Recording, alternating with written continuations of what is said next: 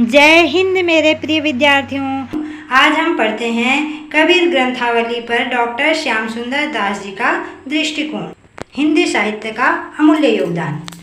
बहुत से कथन देखेंगे श्याम सुंदर दास जी द्वारा संपादित कबीर ग्रंथावली से संबंधित, जो परीक्षाओं में बहुत ही महत्वपूर्ण है। पीजीटी, यूजीसी, नेट, जीआरएफ और पीएससी, ये तीनों में प्रश्न आते ही आते हैं। तो याद रखिएगा, यदि आप लोगों को यह वीडियो बेहतरीन लगे, अच्छा लगे, तो आप लोग लाइक, शेयर, सब्सक्राइब और बेल आइकन क्लिक करना ना भूलें, ताकि आगे जब और वीडियो आएँ तो वो आपके पास आ सकें। और प्यारा सा कमेंट्स भी कर दीजिएगा। अब आगे बढ़ते हैं। कबीर ग्रंथावली जिसके संपादन करता है श्याम सुंदर दास जी, उसमें कबीर दास जी के बारे में क्या दृष्टिकोण है, उनका क्या अमूल्य योगदान है कबीर दास जी के ऊपर।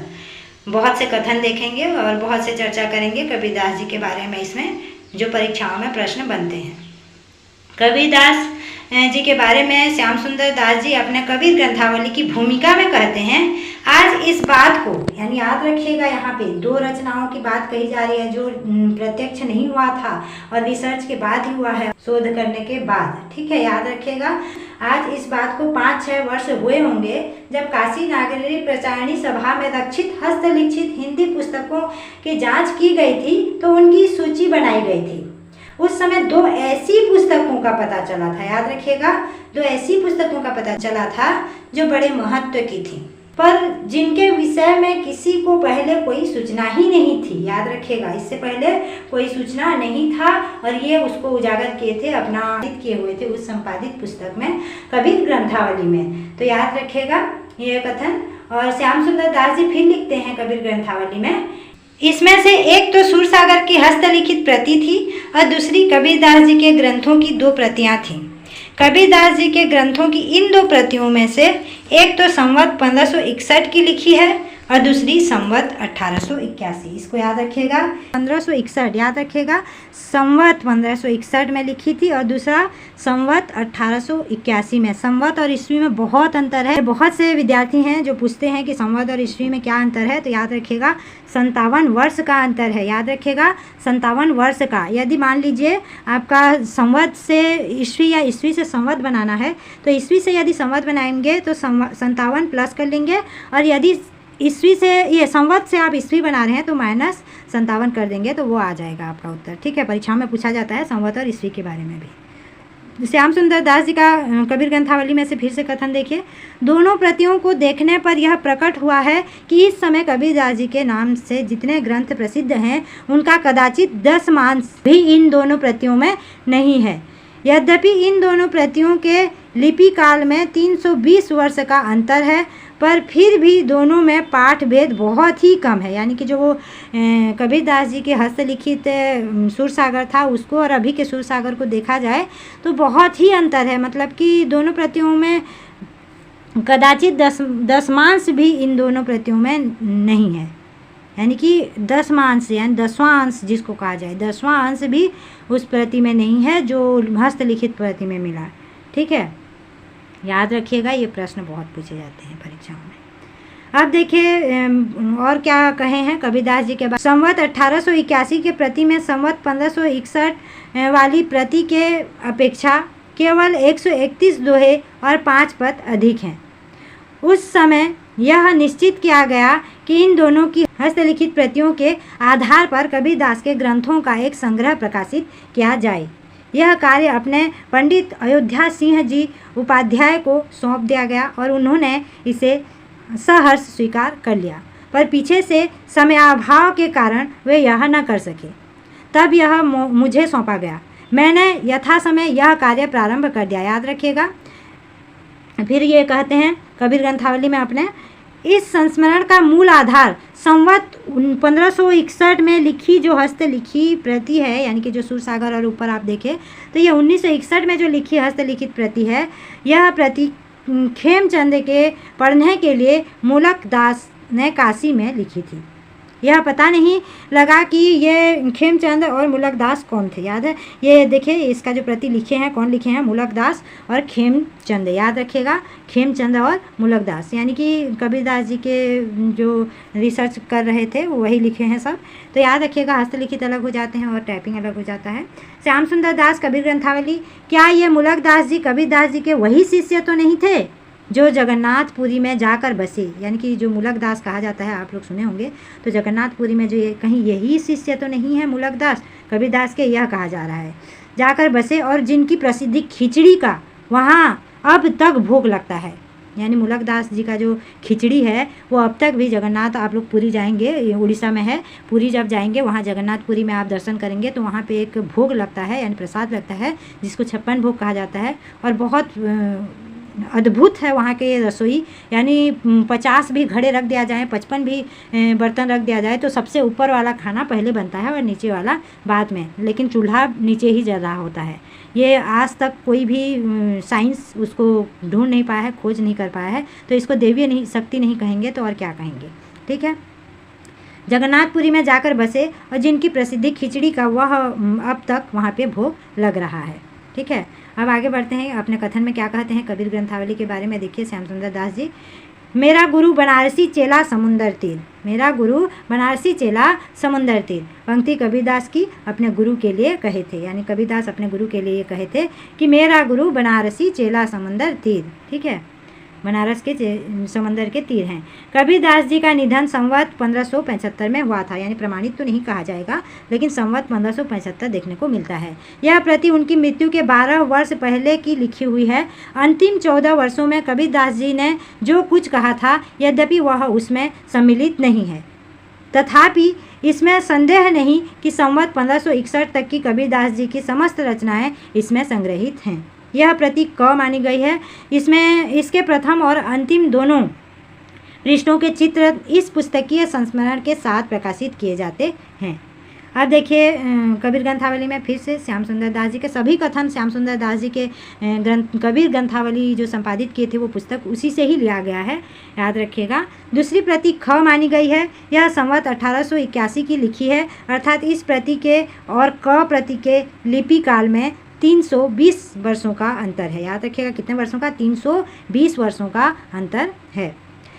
पर क और ख दोनों प्रतियों में पाठ भेद बहुत कम है। याद रखिएगा, जो क प्रति है और ख प्रति है तो ये क्या है, दोनों प्रतियों में पाठ भेद बहुत कम है, यानी भेद इसमें ज़्यादा नहीं है।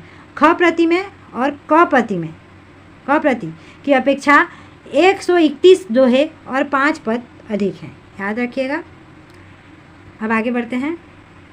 संवत 1661 में अर्थात क प्रति के लिखे जाने के 100 वर्ष पीछे, यानी कितने वर्ष पीछे, 100 वर्ष पीछे गुरु ग्रंथ साहब का संकलन किया गया। उसमें अनेक भक्तों की वाणी सम्मिलित की गई। गुरु ग्रंथ साहब में कबीरदास जी की जितनी वाणी सम्मिलित की गई है वह सब मैंने अलग करवाई और तब मुझे क तथा ख प्रतियों में सम्मिलित पदों आदि से उनका मिलान कराया। ठीक है, कितना मेहनत किए देखिए अपने शुद्ध ग्रंथावली में, यानी कि कबीर ग्रंथावली में। ठीक है, इसमें इनके अतिरिक्त पाद टिप्पणियों में जो ख प्रति में अधिक दोहे दिए गए हैं उनमें से जो साखी है 41 के दोहे 18, 19 और 20 तथा साखी 46 का दोहा 38 उस प्रति और गुरु ग्रंथ साहब दोनों में समान है। याद रखिएगा, गुरु ग्रंथ साहब और उसमें दोनों में समान है। कथन है श्याम सुंदर दास ग्रंथावली, मैं बार बार इसको नहीं कहूँगी क्योंकि ये सभी कथन कबीर जी के ग्रंथावली से लिया गया श्याम सुंदर दास जी द्वारा ही लिखित है। इस प्रकार दोनों हस्तलिखित प्रतियों और गुरु ग्रंथ साहब में 48 दोहे और 5 पद ऐसे हैं जो दोनों में समान हैं। इनको छोड़कर ग्रंथ साहब में जो दोहे या पद अधिक मिले हैं वे परिशिष्ट में दे दिए गए हैं। इनमें 192 दोहे, याद रखिएगा 192 और 222 पद हैं, यानी 192 दोहे हैं और 222 पद हैं। याद रखिएगा। अब आगे चलते हैं। इस प्रकार इस संस्मरण में कबीरदास जी के दोहे और पदों का अत्यंत प्रमाणित संग्रह दिया गया है। यह कहना तो कठिन है कि इस संग्रह में जो कुछ दिया गया है उसके अतिरिक्त और कुछ कबीरदास जी ने कहा ही नहीं, पर इतना अवश्य है कि उनके अतिरिक्त और जो कुछ कबीरदास के नाम पर मिले उसे सहसा उन्हीं का कहा हुआ तब तक स्वीकार नहीं कर लेना चाहिए जब तक उसके प्रक्षिप्त न होने का कोई दृढ़ प्रमाण न मिल जाए। यानी उन्हीं का कहा हुआ है, क्योंकि वो तो लिखे नहीं हैं, अनपढ़ गंवार मैंने वो तो लिखे नहीं हैं, क्योंकि वो अनपढ़ थे। वो अपने दोहे में भी कहे हैं कि मैं कागज़ कलम छुओ नहीं, यानी कि मैं कागज़ कलम तक नहीं छुआ हूँ, पढ़ा लिखा ही नहीं हूँ, लेकिन फिर भी मेरे शिष्य हैं, मेरी रचनाएं रच रहे हैं। ठीक है। इस संबंध में ध्यान रखने योग्य एक और बात यह है कि इस संग्रह में दिए हुए, देखिए पढ़े लिखे नहीं हैं लेकिन फिर भी उनका नाम अभी तक है और उनके बहुत से शिष्य उनका बोले हुए शब्दों को, दोहों को वो अवतरित कर गए हैं, लिख गए हैं, जिसके कारण वो उनको प्रसिद्धि मिल गई है कबीरदास जी को। अब आगे बढ़ते हैं। इस संबंध में ध्यान रखने योग्य एक और बात यह है कि इस संग्रह में दिए गए दोहे आदि की भाषा और कबीरदास जी के नाम पर बिकने वाले ग्रंथों में पदों आदि की भाषा में आकाश पाताल का अंतर है। इस संग्रह के दोहों आदि की भाषा विज्ञान के दृष्टि से कबीरदास जी के समय के लिए बहुत उपयुक्त है और वह हिंदी के 16वीं 17वीं शताब्दी के रूप में ठीक अनुरूप है और इन पदों और दोहों को कबीरदास रचित मानने में आपत्ति नहीं हो सकती। परंतु कबीरदास जी के नाम पर आजकल जो बड़े ग्रंथ देखने में आते हैं उनकी भाषा बहुत ही आधुनिक और कहीं कहीं तो बिल्कुल आजकल की खड़ी बोली की ही जान पड़ती है। आप लोग जानते हैं कबीरदास जी की भाषा जो क्या है, सधुकड़ी भाषा और क्या है, पंचमेल भाषा उनकी भाषा है। आज मैं पोस्ट में भी क्वेश्चन दी हूँ, आप लोग यदि उसको नहीं देखे हैं तो ज़रूर देख लीजिएगा। कबीरदास की भाषा सधुकड़ी और पंचमेल खिचड़ी कहा जाता है। और कौन कहे हैं? सधुकड़ी आचार्य रामचंद्र शुक्ल जी कहे हैं और पंचमेल कौन कहे हैं? पंचमेल यही श्याम सुंदर दास जी कहे हैं। ठीक है, पंचमेल खिचड़ी। आज के प्रायः 300-350 वर्ष पूर्व कबीरदास जी आजकल की सी भाषा लिखने में किसी प्रकार समर्थ हुए होंगे, यह बहुत ही विचारणीय है। क्या ये ऐसे ही उनको कागज़ कलम छुओ नहीं, मैंने यानी मैं पढ़ा लिखा हूँ नहीं कहे हैं, और क्या ऐसे, और हमेशा देखा जाता है उनका सधुकड़ी और पंचमेल खिचड़ी भाषा ही होता है, तो क्या आपको लग रहा है कि खड़ी बोली हिंदी में वो लिख पाए होंगे अच्छे से? नहीं, तो इसीलिए वो सही नहीं लगता है जो बड़े बड़े ग्रंथ कबीरदास जी के लिखे हुए हैं। इस तरह से श्याम सुंदर दास जी अपने कबीर ग्रंथावली में कहते हैं। इस संस्मरण में कबीरदास जी के जो दोहे और पद सम्मिलित किए गए हैं उन्हें मैंने आजकल की प्रचलित परिपाटी के अनुसार खराद पर चढ़ाकर सुडोल, सुंदर और पिंगल के नियमों से शुद्ध बनाने का कोई उपयोग नहीं किया, वरन मेरा उद्देश्य यही रहा कि हस्तलिखित प्रतियों का ग्रंथ साहब में जो पाठ मिलता है वही ज्यों का त्यों प्रकाशित कर दिया जाए। ठीक है। कबीरदास जी के बहुत ही बड़े ज्ञानी थे श्याम सुंदर दास जी, यानी हमारे हिंदी साहित्य के सबसे बड़े ज्ञाता उस समय का कहा जाए। अभी तो बहुत से पढ़ाई और अध्ययन और एजुकेशन से ग्रहण कर रहे हैं, लेकिन उस समय में यानी भक्ति काल के समय में सबसे ज़्यादा जो शिक्षित कहा जाए, विद्वता कहा जाए, अभी भी देखा जाए तो उतने विद्वता मिले नहीं हैं, तो श्याम सुंदर दास जी बहुत ही शिक्षित। और ये भी हिंदी साहित्य में पूछा जाता है कि सबसे ज्ञानी पुरुष, मैंने सबसे ज़्यादा विद्या ग्रहण करने वाले पुरुष कौन थे? श्याम सुंदर दास जी थे। कबीरदास जी के पूर्व के किसी भक्त की वाणी नहीं मिलती। हिंदी साहित्य के इतिहास में वीर गाथा काल की समाप्ति पर मध्य काल का आरंभ कबीरदास जी से होता है, अतएव इस काल के वे आदि कवि हैं। उस समय भाषा रूप परिमार्जित और संस्कृत नहीं हुआ था। तीस पर कबीरदास जी स्वयं पढ़े लिखे नहीं थे, क्योंकि वो खुद ही पढ़े लिखे नहीं थे स्वयं ही।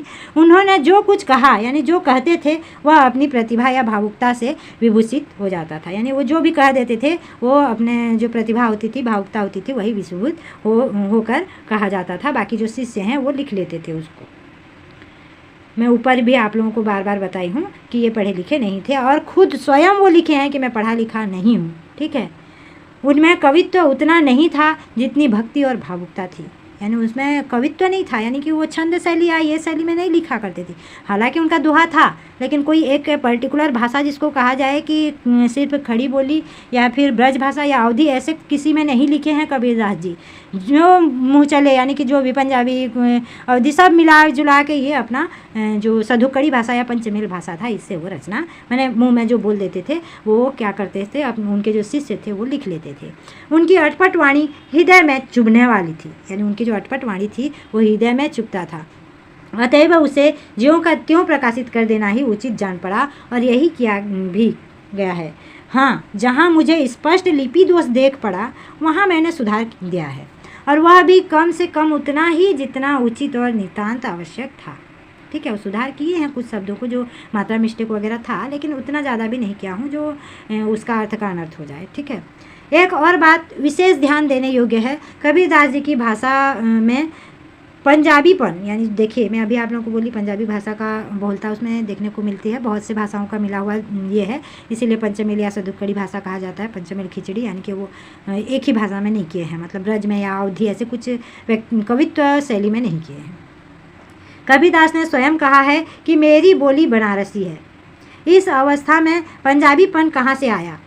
ग्रंथ साहब में कबीरदास जी की वाणी का जो संग्रह किया गया है उसमें जो पंजाबीपन देखे पड़ता है उसका कारण तो स्पष्ट रूप से समझ में आ सकता है, पर मूल भाग में अथवा दोनों हस्तलिखित प्रतियों में जो पंजाबीपन देखने को पड़ता है उसका कुछ कारण समझ में नहीं आता है। या तो यह लिपिकर्ता की कृपा का फल है अथवा पंजाबी साधुओं की संगति का प्रभाव हो सकता है। ठीक है, क्योंकि कबीरदास जी बहुत घूमे हैं, इधर उधर बहुत घूमे हैं, तो इसीलिए ये क्लियर नहीं बता पा रहे हैं। क्योंकि कबीरदास जहाँ जहाँ घूमे वहाँ की भाषा वो सीखते गए और उसी भाषा को अपने जो दोहा में है वो दोहा शैली में वो अपना लिखते गए, मतलब लिखते नहीं कहते गए और अपना उनके जो शिष्य थे वो उसको उतारते गए।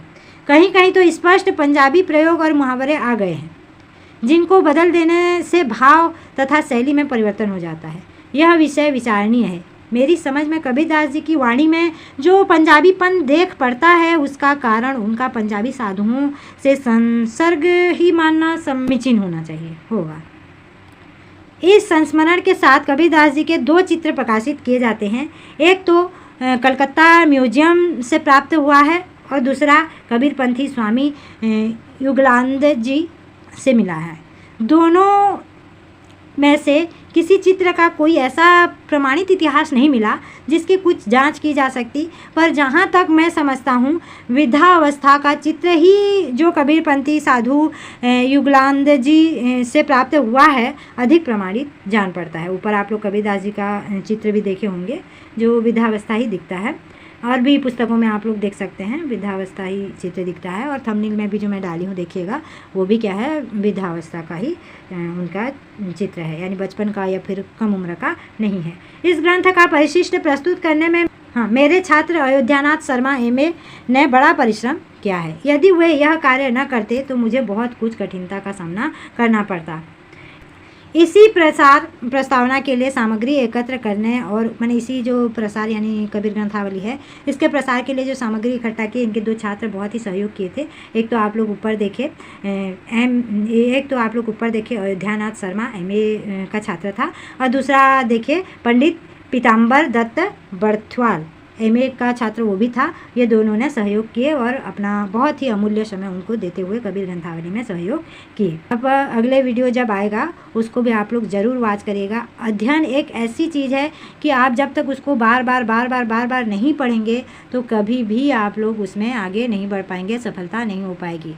कहा जाता है कि एक ही जगह डगे रहना, एक ही जगह अडिग होके वहाँ खड़े रहना, तभी वो सफल होते हैं। और जो एक ही जगह डट के नहीं खड़े होते, परेशान हो गए पढ़ के इस तरह से करते हुए अध्ययन शैली को छोड़ देंगे तो कहाँ से सफलता मिल पाएगा।